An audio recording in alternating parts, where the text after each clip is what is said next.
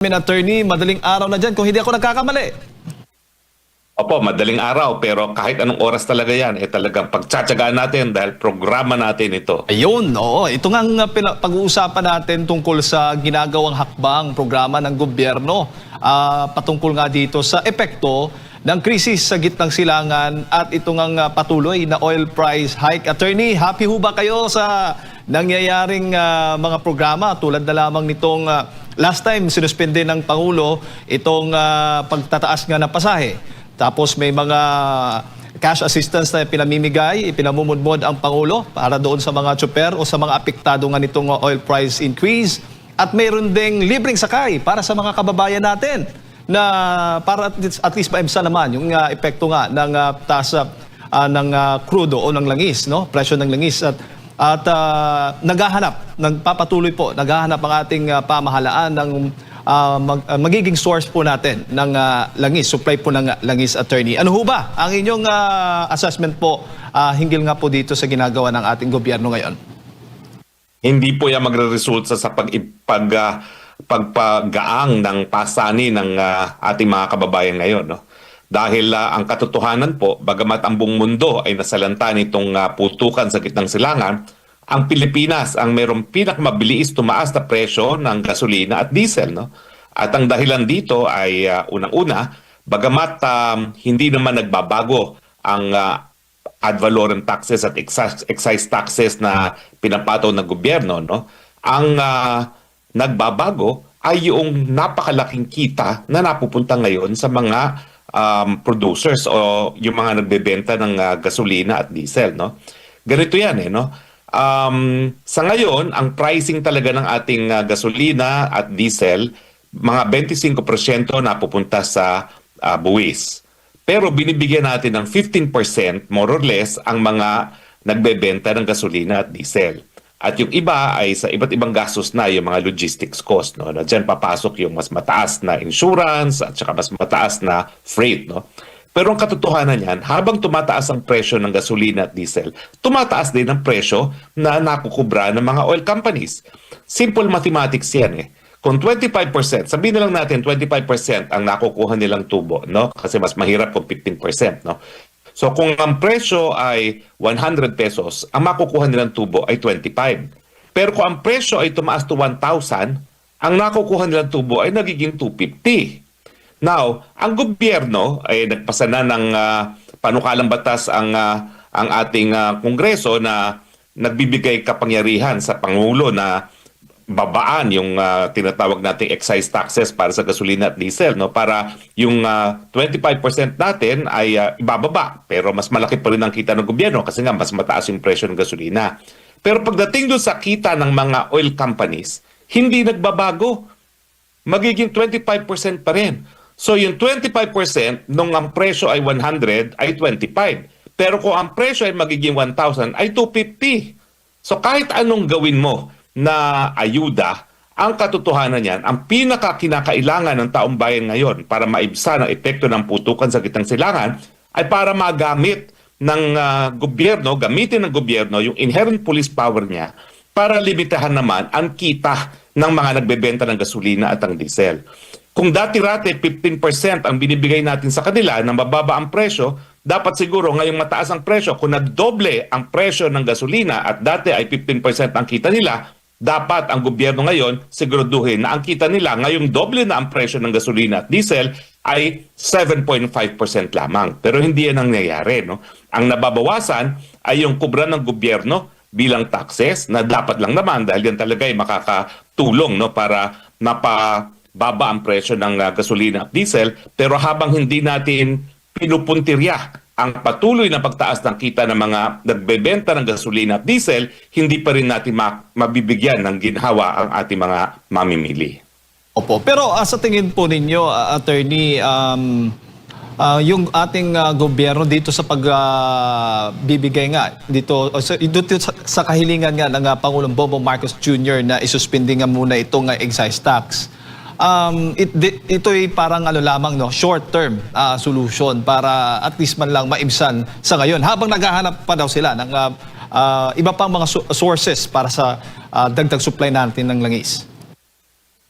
tama yan, no? Pero at the same time, kumita na naman ng gobyerno. Kasi nung biglang nagdoble ang presyo ng gasolina at ng diesel, nadoble rin ang koleksyon ng gobyerno by way of taxes. So ibig sabihin, tumaas na rin ang koleksyon ng gobyerno at kung panandali ang isususpindi yan, well, yan ay babawi lang ang mga mamimili, no? Dahil nadoble rin ang kita ng gobyerno, no? Nung nagdoble ang presyo ng ating gasolina.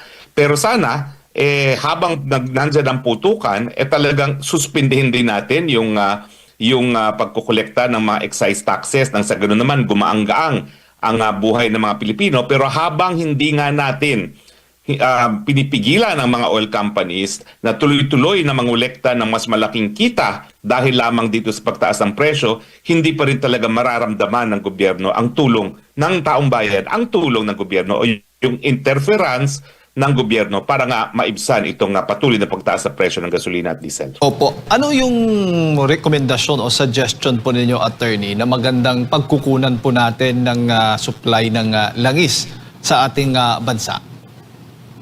Well, nung ako po ay spokesperson, sinimulan ko na po yan. Nung unang sumipa ang presyo ng gasolina dahil unang nagputukan nung panahon ni Tatay Digong, sinimulan na namin ang proseso para nga mag-angkat sa mga non-traditional sources kagaya ng Russia. Pero hindi yan pinagpatuloy ng Marcos administration at ang dahilan daw ay natatakot sila doon sa sanctions na inimpose ng Amerika laban sa mga bumibili ng Russian oil, no? Pero nung panahon talaga ni Tatay Digong, wala siyang pakialam dyan. Basta ang importante kapag nagkaroon ng kakulangan sa supply, meron tayong makukunan. At ngayon pa lamang nagsisimula ang Marcos administration na nakikipag-usap sa Russia para mag-angkat, no? Samantalang alam naman natin na nasimulan na yung proseso na yan panahon pa ni Tatay Digong, no? So too late, the hero, dahil hindi ko alam ngayon kung kaya pa tayong bigyan ng Russia ngayon ng langis, no? Dahil alam naman natin na habang nagpuputukan sa gitnang silangan, halos lahat ng mga bansa sa daigdig ay tumatakbo ngayon sa Russia para sa supply ng langis. Kahapon sa kanyang vlog, attorney, ni Pangulong Bongbong Marcos Jr., nabanggit po niya yung India. Nakikipag-usap na itong ating pamahalaan kasi pinag-usapan natin itong supply nga ng ating langis. Maging yung China, Japan at Thailand, Brunei at South Korea. Ilan lamang po ito sa mga nabanggit po niya mga bansa na possible na magiging partner po natin kung saan po pwede tayong makisuyo at tayo supplyan naman, no? Tulungan tayo sa supply ng ating langis. Well, bukod doon sa Thailand, halos lahat ng bansang binanggit mo ay hindi naman talaga nag-export ng langis, no? Ang India, nagpa-process yan ng langis at karamihan ng pinaprocess ng langis ng India ay galing nga sa Russia, no? At yung mga bansa na mayroong sanctions, no? So ang katotohanan niyan, pwede tayong humingi sa lahat ng mga lugar na yan, pero lahat ng mundo ngayon ay sisiguraduhin muna na meron silang sapat na langis, no? Kaya nga, hindi ko alam kung tama yung nabasa kong balita, ang China ngayon ayaw na magbenta, ayaw na mag-export ng refined petroleum products, samantalang mahigit kumulang 30% ng ating mga refined gasoline products ay nanggagaling sa China. Siyempre, hindi mo rin maaalis sa China na bakit namin kayo tutulungan? Yung presidente nyo, palagi kaming inaaway, no? Yan ang aking sinasabi, kinakailangan tayo maging kaibigan ng lahat at hindi kalaban ng kahit sino man nang sa panahon ng abirya at meron tayong mga pangangailangan, hindi tayo tatalikuran ng ating mga karatig bansa. Opo, nabanggit din ng Pangulo, attorney, na nakikipagkaibigan tayo sa China para sa problemang ito. Kung ikaw ang China, ano naman ang sasabihin mo? Palibasa may kailangan tayo, nakikipagkaibigan ngayon ang administrasyon ni Marcos Jr., no? Hindi ganyan ang tunay na pagkakaibigan at hindi ganyan ang tunay na anyo ng mga Pilipino dahil tapat tayo sa ating pagkakaibigan, pero itong si Marcos administration, tapat lang sila na maging sunod-sunuran sa mga Amerika. So ang tanong ko ngayon kay Marcos Jr., nasaan ngayon ang mga Amerikano? Ngayon kailangan natin ng langis at gasolina. Sila ba magbibigay ng gasolina? Dahil sila naman ang nagsimula nitong gera dito sa gitnang silangan dahil lang kung bakit nagkakakulangan ngayon ng supply.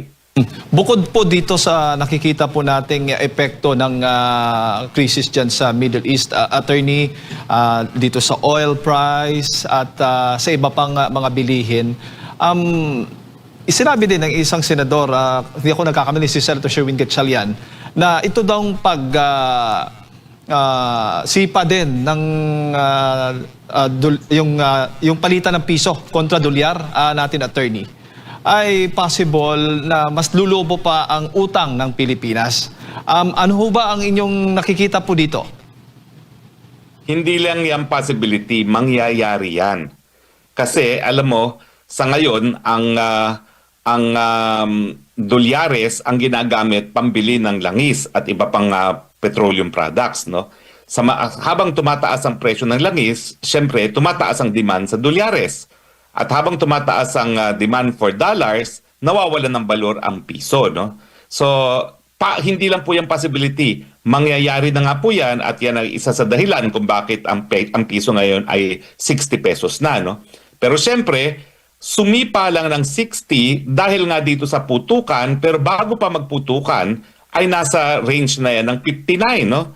At yan ay dahil nga sa problema na hinaharap ng Marcos administration. Ang mga problema ay unang-una ay utang ng utang ng bansa kasi nga po yung pera ng bayan kinukurakot. Kinukurakot ang pondo ng DPWH, kinukurakot ang iba't ibang mga ayuda na dapat pinakikinabangan ng taong bayan. At dahil kinukurakot yan, nagkukulang talaga ang gobyerno at saan tayo kukuha ng pangtustos kung di iuutang. At isa na naman dahilan yan kung bakit tayo ay nagkakaroon ng debt burden, no? Yung debt problem.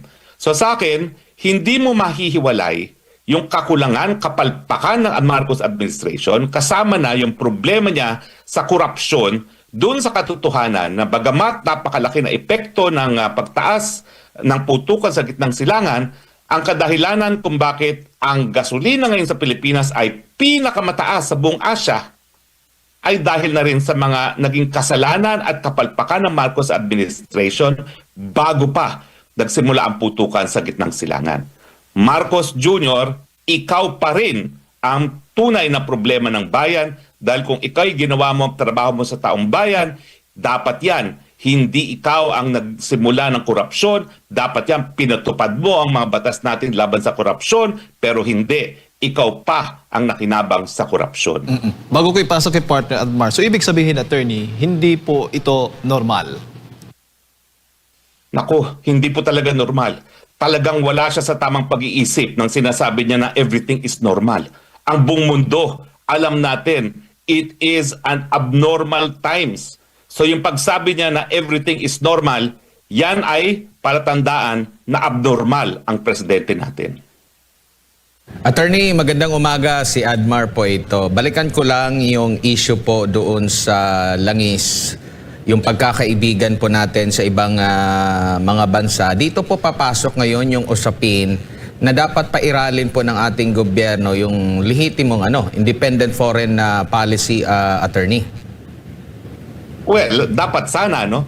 Kasi yun naman pala, o lalong ang China na pilit niyang kinakalaban ay nagsusupply sa atin ng mahigit kubulang 30% ng lahat ng supply natin ng finished petroleum products.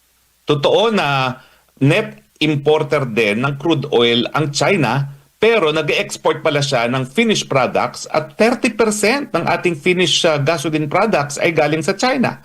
So ngayong nagkakaipitan sa supply dahil sinasarado ang Strait of Hormuz, masisisi ba natin ang China kung tayo ang magiging last priority ng kanyang pagbebentahan ng gasolina na kinakailangan natin? Samantalang napakasasakit ng mga sinasabi, hindi lamang ng mga Secretary of Defense, Secretary of Interior and Local Government, ni Tariela, kung hindi si Marcos Jr. na mismo ang naging taksil sa pagkakaibigan sa panig ng China at ng Pilipinas. Sinasabi ko na siya'y taksil sa pagkakaibigan na yan dahil ang ama naman niya ang nagsimula ng relasyon sa panig ng People's Republic of China at ng Pilipinas. At hindi ko maintindihan kung bakit itong anak pa na nagsimula ng relasyon na yan ang siyang naging sunod-suduran sa Amerika na sa ngayon ay ang sanhi kung bakit napapaluhod ang lahat ng ekonomiya ng daigdig dahil hindi natin malaman kung anong rason talaga nitong mga Amerikano para bombahin ang Iran, no?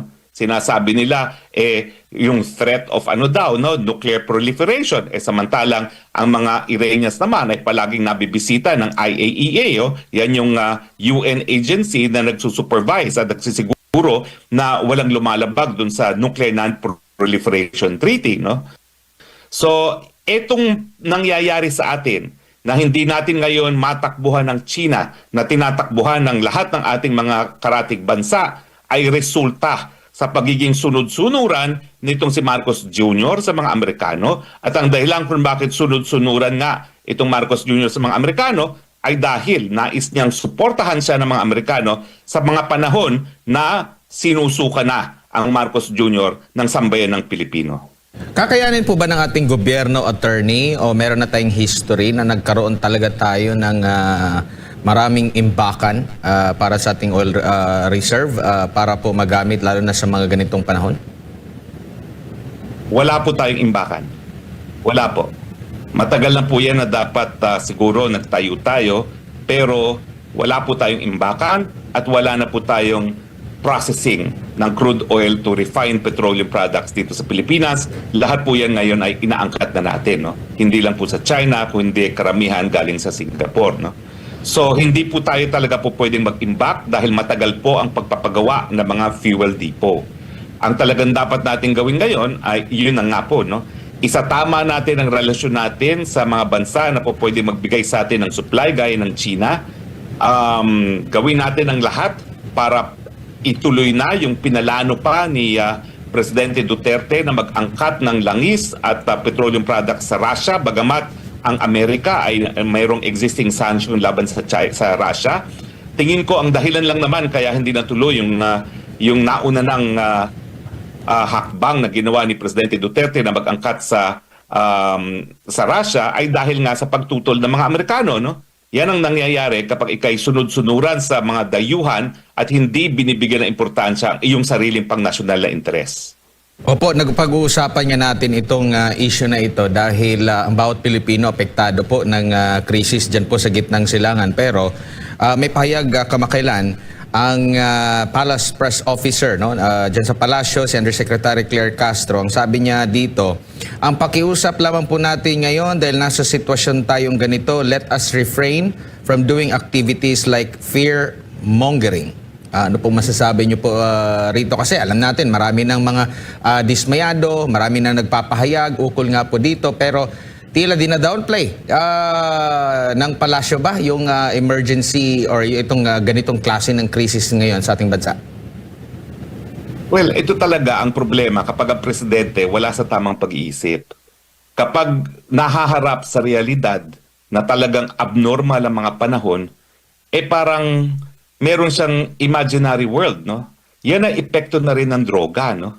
Kaya nga sinasabi ko sa ating mga kababayan, habang nananatili ang isang drug addict bilang presidente, wala talaga tayong pagkakataon na magkaroon ng solusyon sa ating mga problema dahil ang problema ng mga drug addicts talaga, meron silang mga sariling mundo. Kaya nga hindi ako nagtataka na sinasabi niya at siya lang ang tanging leader sa buong daigdig na nagsabi, everything is normal. Hindi ba naman abnormal talaga yan na ang presyo ng gasolina at diesel sa Pilipinas dumoble at dahil dyan, halos lahat ng presyo ng bilihin, posibilidad din na dodoble, no? At tapos sasabihin niya, everything is normal. Obviously, yan ay isang paniwala na isang tao na palaging high. So siguro, kung ang presidente natin ay gaya ni VP Sara na nasa tamang pag-iisip, huwag na nating isipin kung magaling siya o hindi, no? Basta nasa tamang pag-iisip lamang, alam niya na these are extraordinary times requiring extraordinary actions. Napag-uusapan yung sinasabi niyo po, attorney, na high. Record high po yung utang natin, 18.17 trillion pesos. Record high din yung palitan ng piso kontra dolyar. At ito rin nga rin magwa 130 pesos yata yung diesel this week. Pero bago pa man ang nabanggit ni President Duterte na normal, may pahayag din si Yusek Castro. Sabi niya rito, mas yung kaugnay doon sa fear-mongering na ipahinto raw. Sabi niya rito, mas nakakadagdag po ito ng takot sa ating mga kababayan samantalang ang Pangulo po at ang gobyerno ay still under control, in control of the situation po, attorney. Sa tingin niyo po, kontrolado pa ba ng gobyerno ang sitwasyon? Kontrolado ba itong pagtaas ng ating utang, yung sa piso natin, hindi stable yung mga polisiya, like kagaya sa magbibigay na sana ng ayuda para doon sa mga public utility vehicle driver, or hindi pala, tataasan yung kanilang singil, tapos isang araw bago mismo ang implementasyon ng pagtaas ng singil, binaliktad na naman, magbibigay lang daw ng tapos itong mga ngayon hindi na talaga kinakaya kasi ang kanila pong itong 5,000 pesos na ayuda parang halos nasa lang, 2 araw, 3 araw lang po nila na biyahe din po, attorney, at marami pang mga issue po, attorney. Yan nga ay resulta kapag ang presidente mismo ay palaging high. Everything is record high. Alam mo, napakadali naman siguro na magkaroon ng solusyon Unang-una, yung 25 billion na kinuha niya bilang kickback doon sa 100 billion na kanyang insertions nung nakaripas na taon, ibalik niya sa kaban ng bayan. Yung budget ngayon ni Tambaluslos na 50 billion, yung budget ni Sandro Marcos na 30 billion, ibalik niya sa kaban ng bayan at ibigay bilang ayuda sa taong bayan. Yung 500 billion na insertions ng Kongreso na hinahawakan nila at i-release lamang kapag pumirma ang mga kongresista sa impeachment laban kay VP Sara, gamitin nila para ayuda sa taong bayan. So marami tayong pera na pwedeng gamitin para talagang maibsan ang kahirapan ng taong bayan, pero ginagamit ngayon para sirain ang kalaban ng Marcos administration sa politika. Napakalaking halaga yung 500 billion na hindi nila rinirelease sa mga kongresista at i-release lamang doon sa mga pipirma sa impeachment, kung yung 500 billion na yan ay gagamitin natin nga para mag-subsidize, for instance, ng presyo ng langis at ng gasolina at diesel. At saka yung aking sinasabi, bakit ba ayaw bawasan ng gobyernong ito yung kita ng mga oil companies? Di ba? Simple mathematics yan. Kung ang presyo ay calculated na 15% ang kikitain ng mga oil companies, ngayong doble na ang presyo ng gasolina, doble rin ang kita nila. So dapat yung 15% na yon, kapag nadoble ang presyo ng gasolina, gawing 7.5% na lamang. Dahil hindi naman dapat na sila pa ang kikita habang lahat tayo ay naghihirap. Yung mga pronouncement ni Ante Claire, yan ay consistent with the state of mind of the president. Abnormal. Opo, lipat po tayo ng issue po, attorney. Diyan naman po sa ICC, issue sa ICC with the former President Rodrigo Duterte. May isa pong Japanese human rights advocate po ang nagpahayag mismo dyan po sa United Nations doon sa kanyang pagkondena sa nangyari po dito po kay dating Pangulong Rodrigo Duterte, at nababanggit nga niya na dapat i-exhaust muna yung mga kailangan sa bansa kung saan nanggaling yung isang inaakusahan doon muna bago ilipat dito po sa yan daw yung parang essence po nung yung ng United Nations, yung samahan po na yan, attorney. Ano pong masasabi niyo po rito? Tama po siya, Dahil ang Rome Statute po mismo nagsasabi na hindi dapat didala at kinidnap si Tatay Digong sa dahig nang hindi mo na hinarap sa lokal na Pilipinong hukuman. Yan po ay garantiya ng kanyang karapatang pantao ay ginagalang, at yan ay garantiya na hindi malalabag ang soberenya ng bansang Pilipinas. Pero dahil nakidnap nga po, ito po ay naging kaso ng kidnapping or extraordinary rendition, dahilan para dapat mawala ang jurisdiction ng ICC.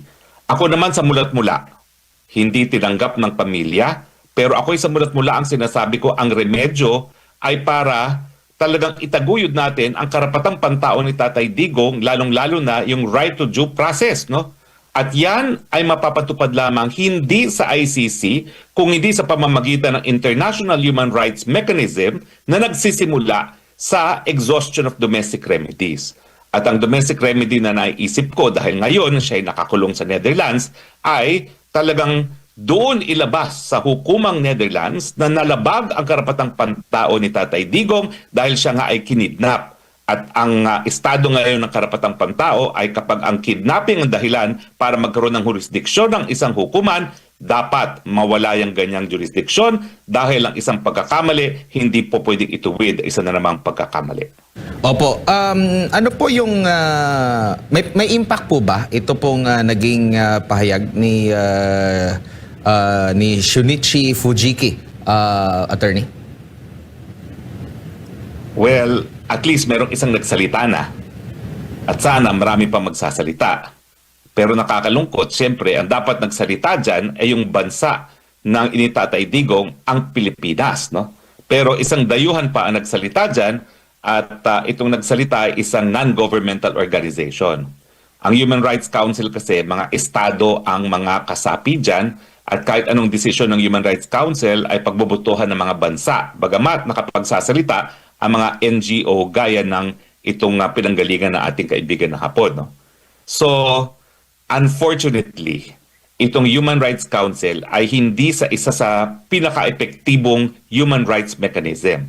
Sa tingin ko, ang pinaka-epektibong human rights mechanism now para mapalaya si Tatay Digong ay yung European Court of Human Rights kung saan nakakulong si Tatay Digong. At yan nga po ay hindi po pwedeng umabot sa European Court of Human Rights nang hindi muna dumadaan sa lokal na hukuman ng Netherlands dahil sa exhaustion of domestic remedies. Lipat po ako ng iba pang issue, attorney, dito po sa impeachment naman laban kay Vice President Sara Duterte. Ano pong masasabi nyo dun sa pagbanggit po ng House Committee on Justice Chair, Congresswoman Luistro, na magsasagawa sila ng mini trial? Pwede po ba itong ganito, attorney? Hindi po ba ang Senado ang mismong magkakaroon talaga ng trial ukol po dito sa impeachment? Ang nakasaad po sa ating saligang batas at doon sa desisyon na ng Korte Suprema doon sa kaso ng Duterte versus sa House of Representatives ay dapat suportado ng ebidensya ang mga paratang. At hindi po pwede na pagbotohan ang isang impeachment complaint kung siya ay sufficient in form and substance nang hindi nakikita ang ebidensya. Wala namang binabanggit na trial doon.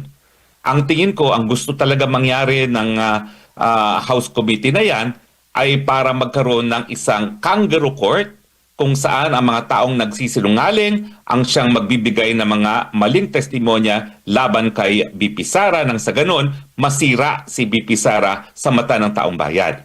Pero tingin ko, by now, alam na ng taong bayan na walang mabuting lalabas dyan sa House of Congressman na yan. No? At ang talagang pakay lang nila ay sirain hindi lang mga Duterte, kung hindi pati ang mga aliado ni Duterte, dahil pati naman ako, no, dinadawit diyang star witness ko no, laban kay BP Sara na isang nakakulong ngayon dahil sa heinous crime na 2 counts of kidnapping for ransom. Opo, kasi ang posibleng mangyari dito, magkakaroon ng pagsubpina ng mga dokumento. Parang ang sabi nga ng panig po ng Pangalawang Pangulo, mangyayari po dyan ay ang fishing expedition pa nga. Kinwestiyon din nila dahil sinasabi po ng Kamara na itong mini trial daw ay para bigyan daw ng pagkakataon yung both party, magkabilang panig, complainant at yung mga respondent na mag-present ng kanilang mga witnesses, mag-present ng kanilang mga ebidensya.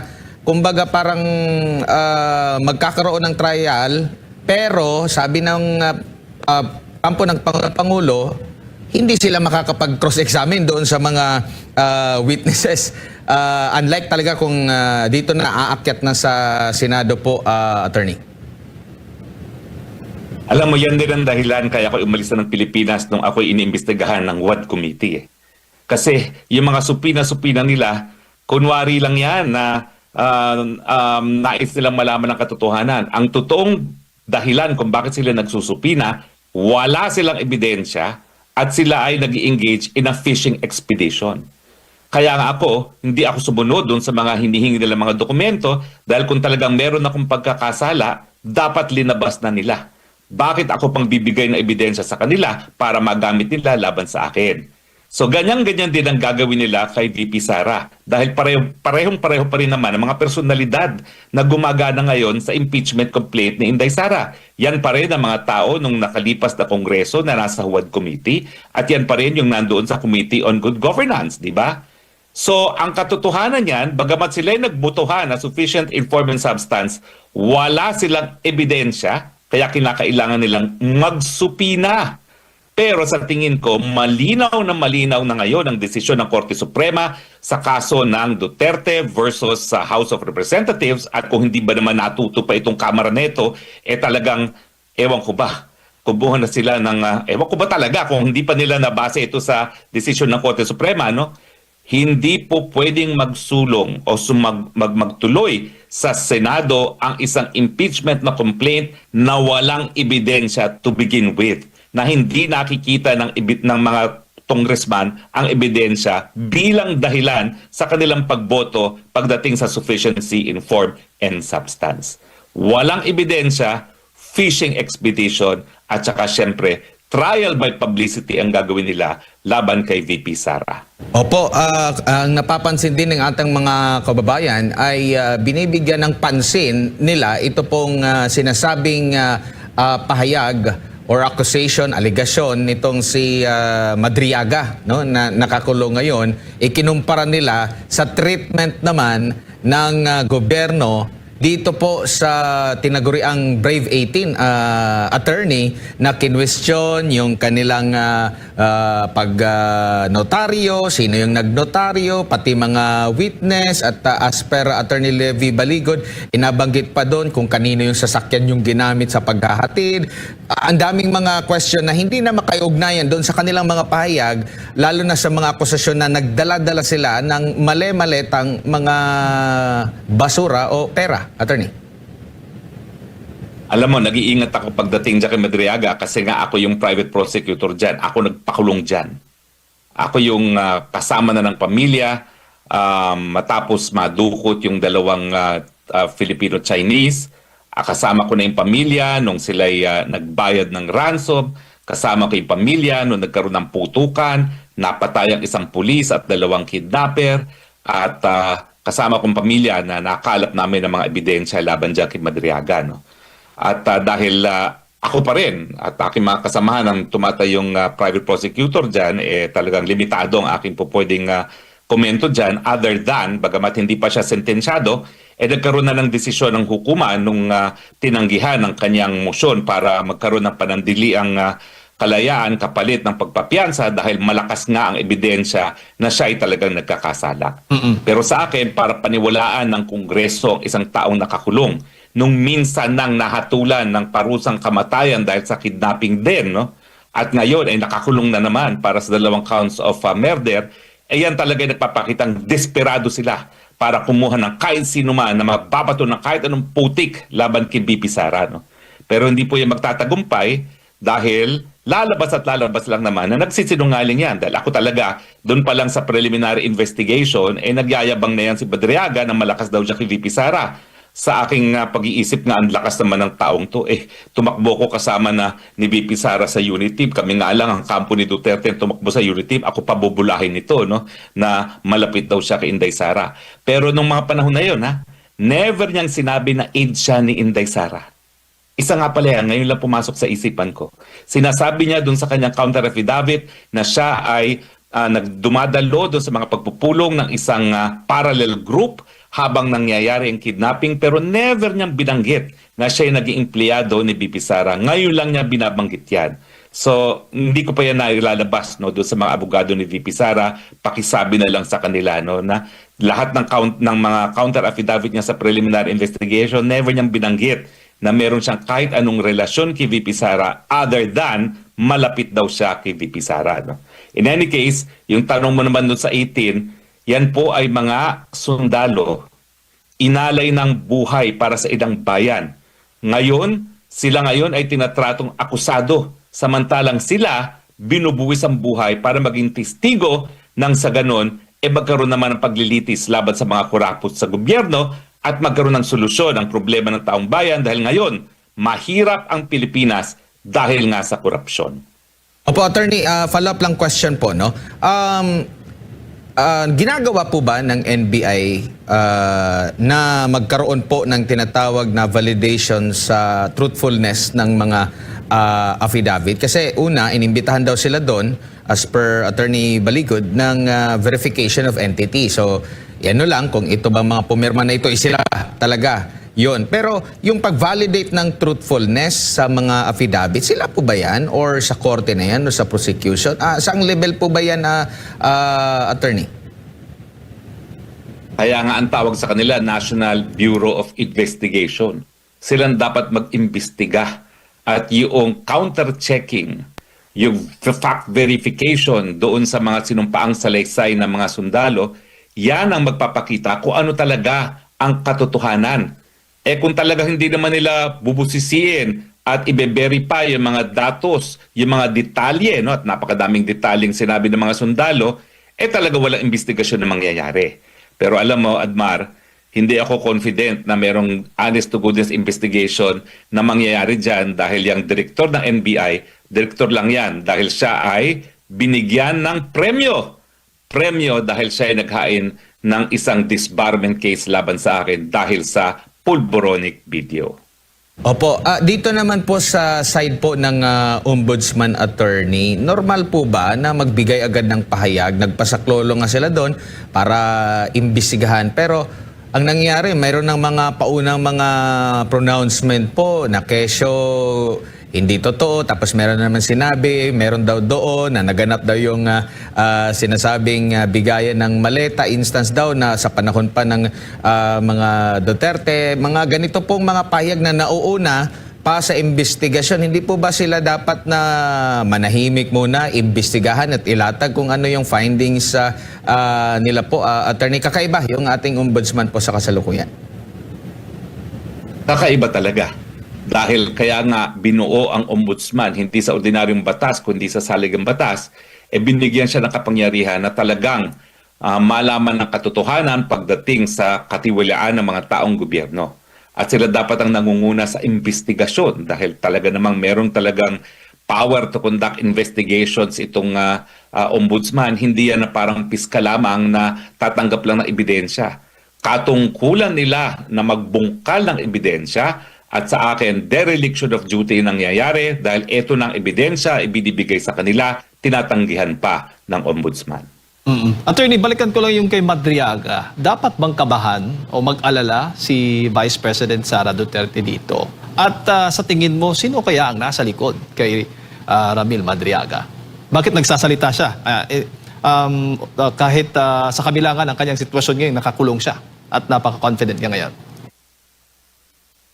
Well, paano naman kakabahan si Inday Sara Duterte dyan? Yun na nga, no? Nakalimutan kong sabihin yun. Hindi ko pa wala pa akong komunikasyon kay Vice President since alam ko na ito mga nakalipas na panahon. No? Pero ngayon lang lumabas yan na sinasabi niya na siya empleyado ni Inday Sara Duterte. No? Dahil nung mga counter affidavit niya sa kidnapping, wala siyang ganyan sinasabi.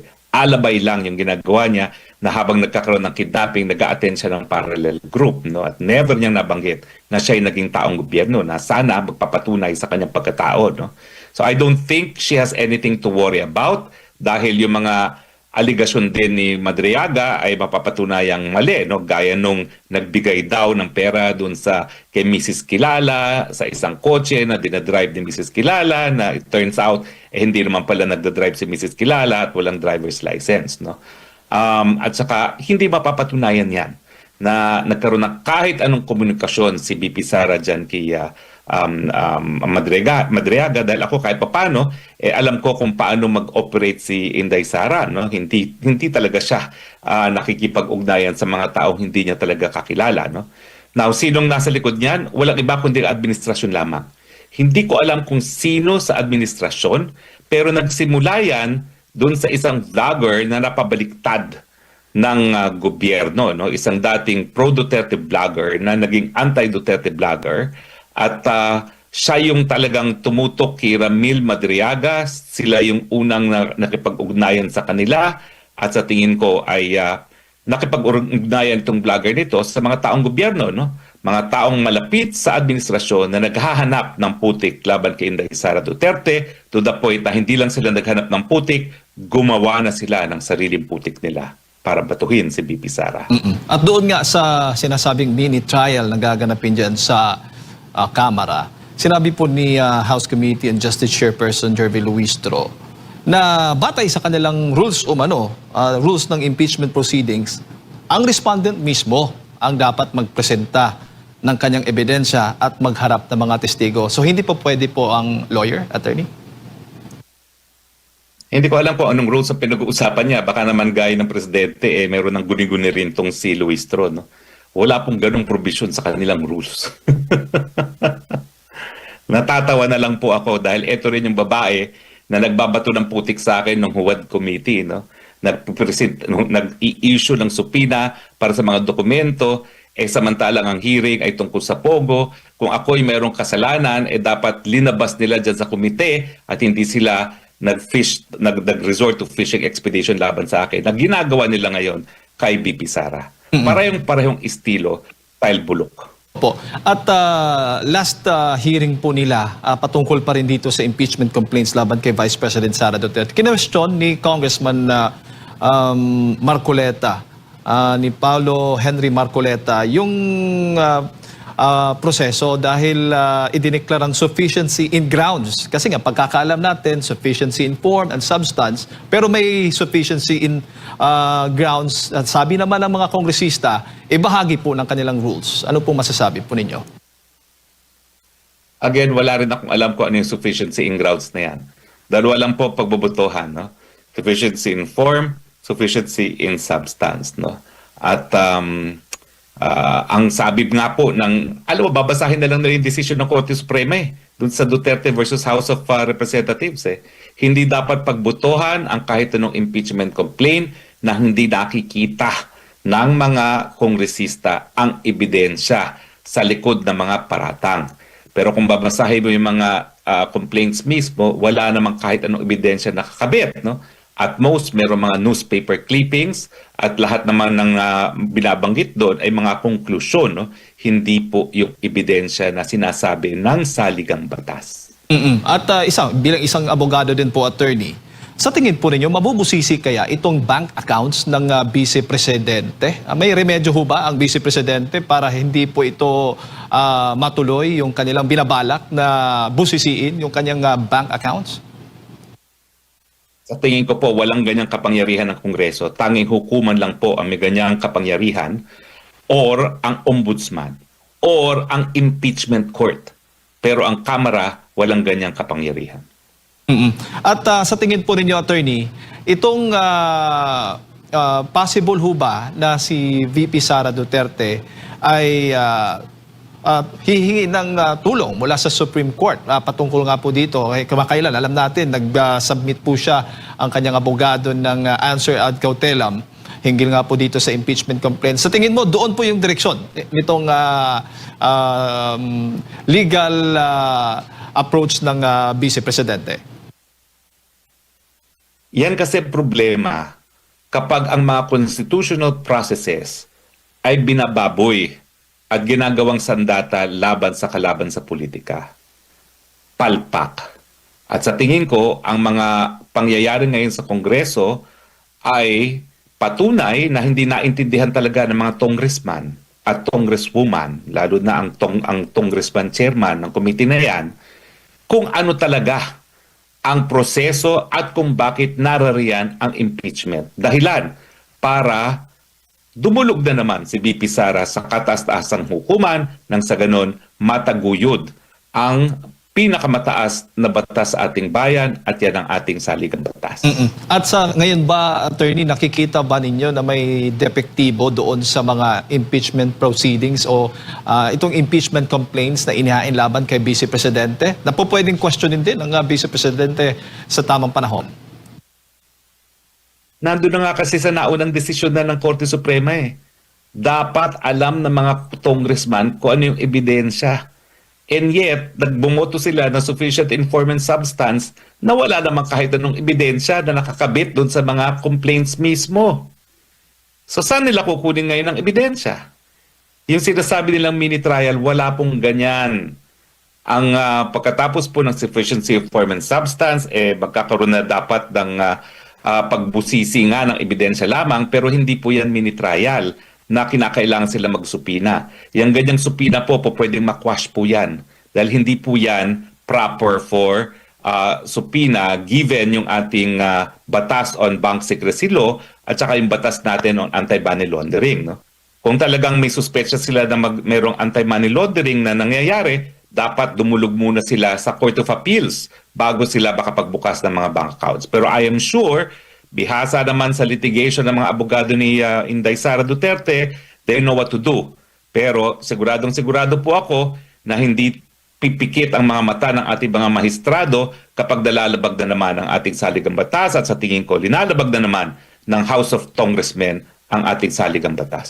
Given the current situation ngayon, Attorney, nagdeklara na ang Vice Presidente. Sa tingin po ninyo, uusad po itong impeachment proceedings mula dyan sa Kamara? Kasi yung itong NUP, itong partidong pangalawa sa pinakamalaking partido din po dyan sa Kamara, ay nagdeklara na hindi susuporta dahil kung wala pong sapat na ebidensya laban po kay Vice President Sara Duterte. Alam nyo, kung talagang tapat sa panunungkulan nila itong mga congressmen ito, sa dami ng pagsubok na hinaharap natin, lalong-lalo na dahil dyan sa putukan sa gitnang silangan, dapat yan ang kanilang ginugugulan ng panahon. Pero dahil ang talagang gusto mangyari ng administrasyon na ito, na sunod-sunuran sa presidente, ang Kongreso, no, na talagang dapat sirain ang pinakamalaking balakid sa kanilang gustong Marcos forever, sigurado po ako, lulusot ito sa mababang kapulungan dahil yan ang gusto ng Marcos Jr. mismo. Pero in the end, magsisisi sila. Dahil habang dinidikdik nila si BP Sara, hindi ba sila nakakapansin? Lalo naman lumalakas ang mga Duterte. Sa katunayan, nung kinulong nila si Tatay Digong, akala nila yan ang katapusan ng mga Duterte. Tignan nyo po, lalo pang lumakas sa survey ngayon si Inday Sara Duterte at kapag sila magpapatuloy na talagang itaguyod muna ang politika over yung pangangailangan ng taong bayan sa gitna ng isang gera, talagang they are signing their own death warrants. Sa katunayan nga, Attorney, ngayon, marami naghahamon ng debate kay Vice President Sara Duterte at kabilang na nga po dito si Yuse Claire Castro. Sa tingin po ninyo, dapat bang magkipagdebate ang Vice Presidente kay Yuse Castro? Huwag po dapat bumaba sa level ni Yuse Castro si BP Sara. Alright, Attorney, mensahe na lamang po ninyo para sa ating mga kababayan sa gitna nga ng krisis na hinaharap po natin ngayon. Well, alam nyo, para na kaming sirang plaka eh. Mga kababayan, kailan ba naman kayo gigising sa katunayan na wala talaga tayong maasahan sa isang presidente na bangag? Hindi po krimen ang people power. Yan po'y nakasaad at ginagalang at pinagmamalaki sa ating saligang batas. Nasa kamay niyo po ang pagbabago sa gobyerno, lalong-lalo na sa panahon ng matinding pagsubok na dinulot ng putukan sa gitnang silangan. Pero pag hindi po kayo gumalaw at kayo nagpetik-petik pa, baka wala ng Pilipinas pagdating ng 2028. Alright. Attorney, maraming salamat po sa inyong oras at sa pagbibigay po niya ng impormasyon. Sa ulitin po, Attorney.